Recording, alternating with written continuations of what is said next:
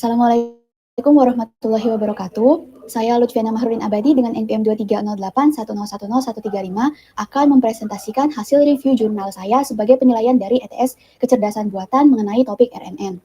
Jadi judul jurnal yang saya ambil adalah Sentiment Analysis of Energy Independence Tweets Using Simple Recurrent Neural Network. Nah, di sini tentang jurnal.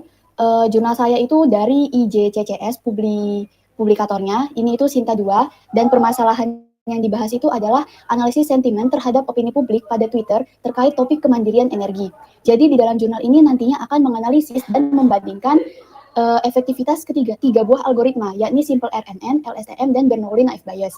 Namun karena fokus utama saya adalah RNN, jadi pembahasan mengenai algoritma LSTM dan Bernoulli Naive Bayes ini nantinya hanya sekilas saja, dan fokus detail ada pada Simple RNN. Nah, dataset yang digunakan pada jurnal ini itu ada 3.000 buah tweet terkait kemandirian energi yang dikumpulkan menggunakan API Twitter, yakni Pustaka Tweepy pada Python. Di sebelah sini itu adalah sedikit screenshot contoh datasetnya. Lalu datasetnya ini itu dibagi 2.400 data training dan 600 data testing. Rasionya adalah 80:20. Kemudian, penulis jurnal ini melakukan labeling secara manual dengan nilai 1 untuk tweet bersentimen positif dan nilai 0 untuk tweet bersentimen negatif, hingga ditemukan tweet positif pada data training ada 1.548, tweet negatif pada data training ada 852, tweet positif pada data testing ada 405, dan tweet negatif pada data testing itu ada 195.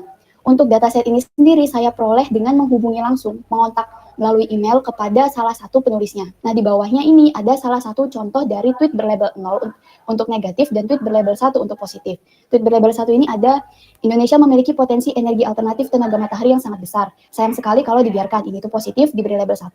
Lalu contoh harga mahal biofuel sawit demi kemandirian energi dengan simbol khusus dan beberapa link.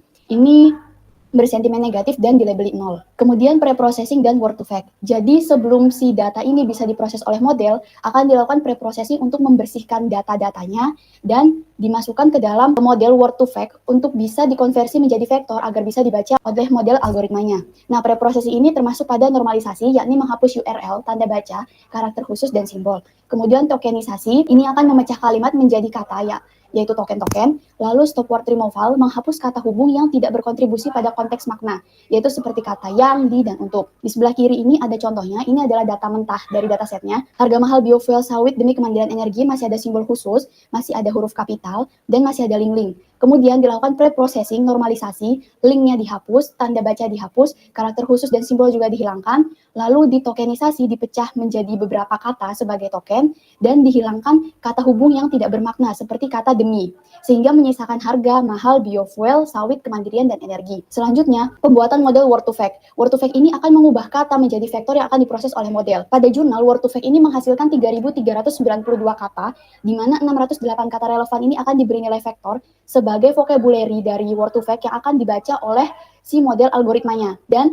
758 kata tidak bermakna yang dihapus. Word to fact ini itu ibarat kamus penerjemah kata ke nilai vektor yang nantinya bisa dihitung, diproses, dan dipahami oleh model. Selanjutnya bagian desain algoritma. Seperti yang saya sebutkan tadi, jurnal ini itu membahas 3 buah desain algoritma, yaitu Simple RNN, LSTM, dan Bernoulli Naive Bayes. Simple RNN dan LSTM ini sama-sama menggunakan 12 epoch atau 12 kali iterasi untuk mendekati hasil maksimal dan mengurangi error. Simple RNN ini terdiri dari 3 buah layer, yakni input layer yang akan menerima urutan kata yang telah diproses dan diubah menjadi representasi vektor. Lalu hidden layer akan menyimpan status dari waktu ke waktu dan mengalirkan informasi ke langkah selanjutnya. Dan yang terakhir adalah output layer yang akan menghasilkan output klasifikasi sentimen, yaitu positif dengan klasifikasi 1 atau negatif dengan klasifikasi 0. Lalu yang kedua ada LSTM yang juga dilatih dengan 12 epoch. LSTM ini itu adalah varian versi update yang lebih modern dari RNN yang sangat cocok digunakan untuk data berurutan yang lebih panjang. Karena si LSTM ini itu memiliki 3 get, input, forget, dan output, sehingga lebih kompleks dan lebih cocok untuk data yang lebih panjang daripada Simple RNN. Selanjutnya adalah Bernoulli Naive Bayes. Seperti yang kita tahu, Naive Bayes ini adalah model klasifikasi yang mengandalkan perhitungan probabilitas tanpa adanya pelatihan berulang seperti si RNN atau LSTM. Jadi Bernoulli Naive Bayes ini nantinya akan mengambil keputusan dengan hanya mempertimbangkan ada atau tidaknya suatu kata dalam sebuah data. Lalu di rangkaian percobaan yang pertama adalah Simple RNN. Simple RNN ini pada input layer akan menerima urutan vektor satu persatu sebagai input. Lalu hidden layer akan memproses informasi secara berurutan, kemudian menyimpan konteksnya melalui hidden text hingga mencapai output. Jadi contohnya ada di atas. Pertama itu adalah input kata harga yang sudah dijadikan vektor, kemudian diproses oleh si model RNN menghasilkan hidden layer H1. Kemudian di input kata kedua, mahal dalam bentuk vektor, akan diproses oleh hidden layer bersama dengan H1 tadi, menghasilkan H2. Kemudian data ketiga di input biofuel diproses bersama hasil dari hidden layer sebelumnya tadi, menghasilkan hidden layer 3. Jadi ini tuh menciptakan seakan-akan si model ini tuh bisa memahami makna kalimat berdasarkan kata-kata satu persatu dari awal tadi, dengan memproses kata berikutnya menggunakan hasil proses dari kata sebelumnya.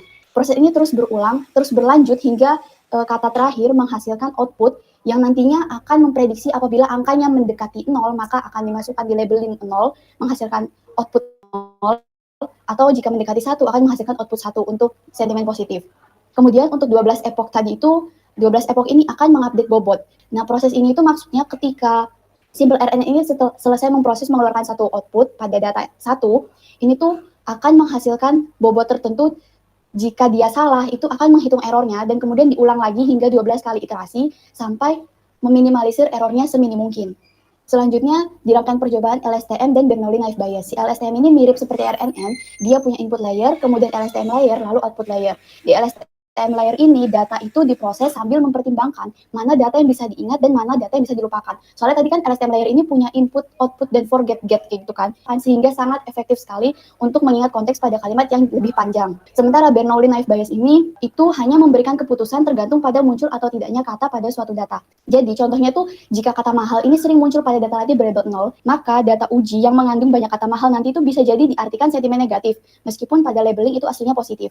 Jadi si Bernoulli Naive Bayes itu sama sekali tidak memahami konteks datanya, tapi cuma mengambil keputusan dari ada atau tidaknya sebuah kata. Selanjutnya, evaluasi dan analisis. Setelah analisis sentimen dilakukan dengan ketiga model, hasil dari ketiga model ini dievaluasi dengan confusion matrix, lalu nanti hasilnya itu hasil kinerjanya dibandingkan berdasarkan akurasi, ketepatan, dan F1 score. Nah, di sini adalah confusion matrix dari si simple RNN. Cara baca itu seperti ini. Itu bahwa label yang seharusnya memang negatif dan kemudian diprediksi negatif adalah 96. Label yang seharusnya negatif tetapi malah diprediksi positif adalah 95.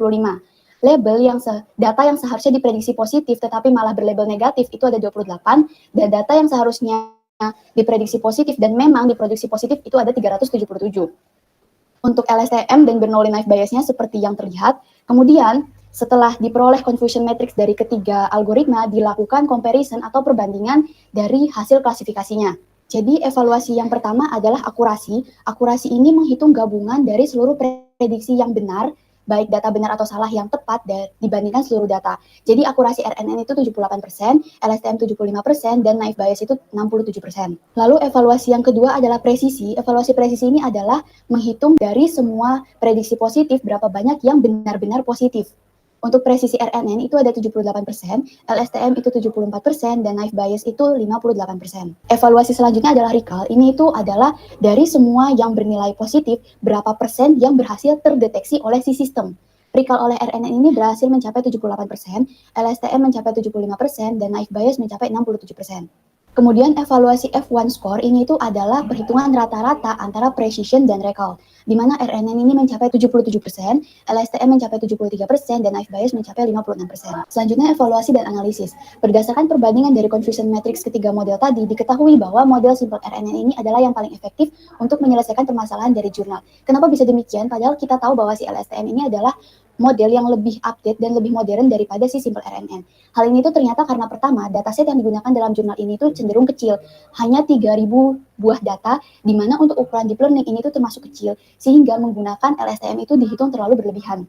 Kemudian, struktur data yang digunakan dalam jurnal ini tuh adalah text tweet, di mana text tweet ini tuh umumnya tidak lebih dari 20 kata, sehingga datanya ini tuh cenderung pendek dan tidak memerlukan algoritma LSTM yang efektif untuk model data yang lebih panjang, sehingga simple RNN ini sudah cukup. Lalu, pelatihan yang digunakan dalam jurnal ini tuh cukup sederhana, hanya 12 epoch, tanpa penyesuaian lebih kompleks yang disebutkan pada jurnal. Jadi si jurnal ini tuh tidak menyebutkan adanya penyesuaian yang lebih kompleks, sementara LSTM itu perlu penyesuaian yang lebih kompleks daripada hanya penyesuaian epoch saja. Nah, sementara si Bernoulli Naive Bayes ini tuh sama sekali tidak dapat memahami si konteks dari datanya dan hanya mengambil keputusan berdasarkan ada atau tidaknya suatu data sehingga seringkali meleset perkiraannya. Sehingga kesimpulannya, penggunaan algoritma LSTM ini dianggap terlalu berlebihan untuk menyelesaikan masalah pada jurnal, dan Bernoulli naive Bayes ini tuh terlalu sederhana. Sehingga penggunaan simple RNN ini adalah algoritma yang paling tepat untuk menyelesaikan permasalahan pada jurnal. Itu saja dari saya. Terima kasih. Wassalamualaikum warahmatullahi wabarakatuh.